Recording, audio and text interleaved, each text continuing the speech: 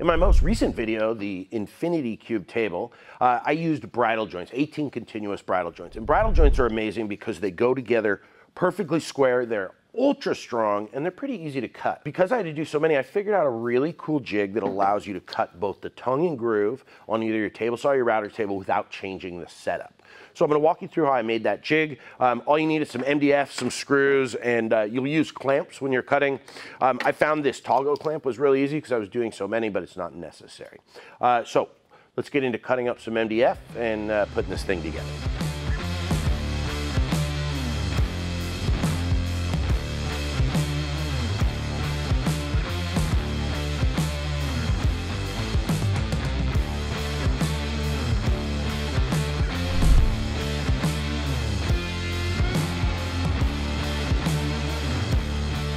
All right, so I have my old jig here and I'm showing you our pieces here. So this large piece, that's gonna ride against the fence, and that distance is unimportant. So if you're using 3/4 inch plywood, no big deal, because we're gonna set everything up. These next three pieces are our support pieces. They are what sits behind the piece of wood and keeps it square, straight up and down. So this is gonna need to be attached very square. So what I'm going to do is attach these three pieces together with screws, making sure to stay away from the edges, because then we're going to trim this up to make sure it's very square.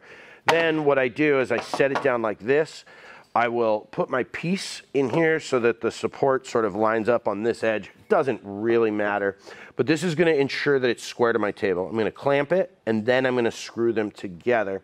You want to make sure all your screws are countersunks or driven below the surface so that way they don't affect any of the cutting when you get to it, but we're going to go ahead and put this together. Now, these are two shims that I cut. One is just extra in case I screw one up. We'll get into these here in a minute, but let's go ahead and start putting this together.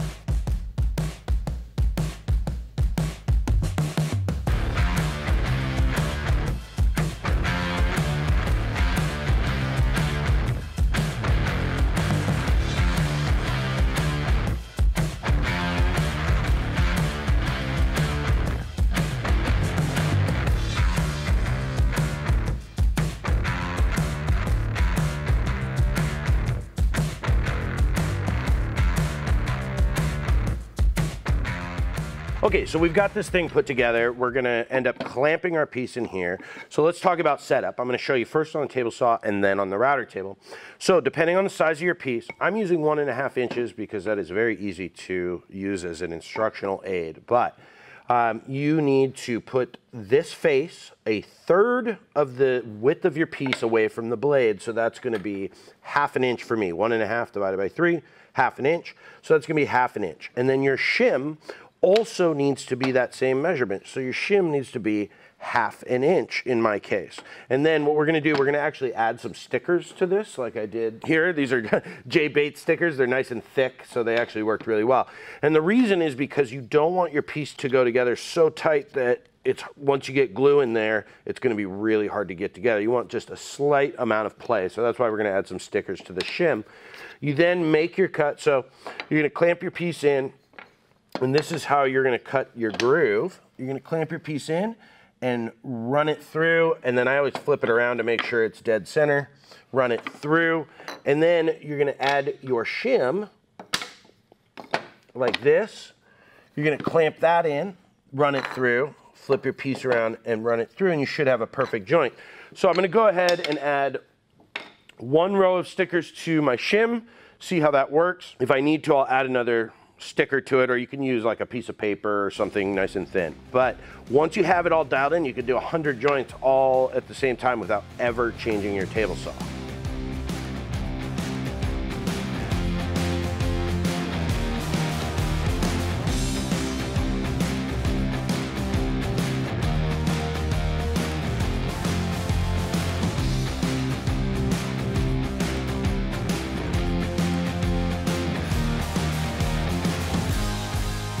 Okay, so as you can see, this didn't quite go together, which is okay.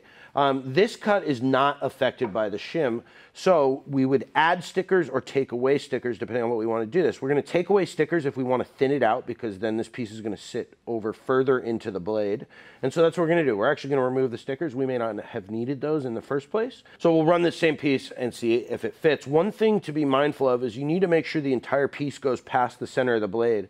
As you can see right here, I stopped a little early because I was using that feather board. I actually took that away so that way I could pull backwards on the thing. But if you wanted to, you could go all the way through the blade, all the way past. That's another way to do it. So let's remove those stickers and give this one more cut.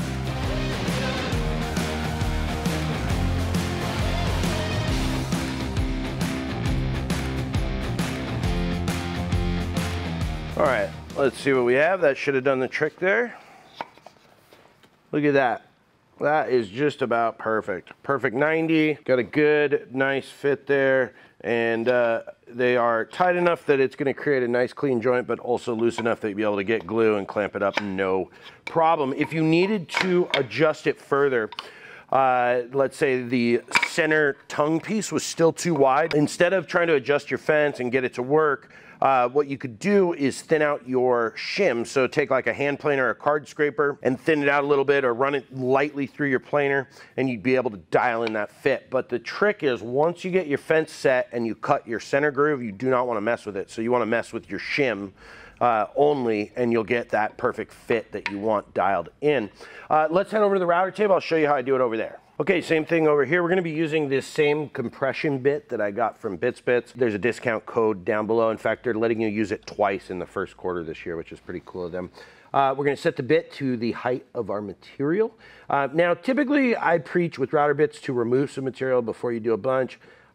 This bit is so incredible. It removes material pretty efficiently, so I'm going to go ahead and run it. But you may want to remove some material on the table saw before you start just taking full passes with this. But there we go, perfect depth. And then the setup's going to be the same as on the table saw. You are going to set this so that it is exactly ½ an inch away from your bit. You can do that with a scrap of your MDF. With a router table, it's a lot easier than the table saw. Okay, so we're dialed in there, and then we're gonna go ahead and run our pieces the same way we did before. You always wanna cut your groove first, which is where you're cutting out the centerpiece, and you're gonna run that both ways so you make sure you're dead center, and then you're gonna adjust with your shim.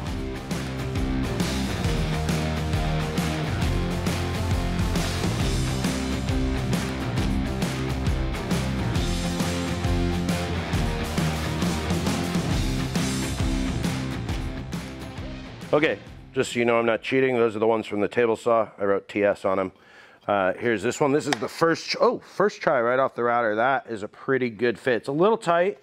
Actually, it's about good. That's about as tight as you would want it to be, which is, you know, just a little bit of friction. But the greatest thing about bridle joints is that's just perfectly square all the way around. I mean, that's just great. That's such a cool joint, and it's so strong, it's beautiful, it's great to use.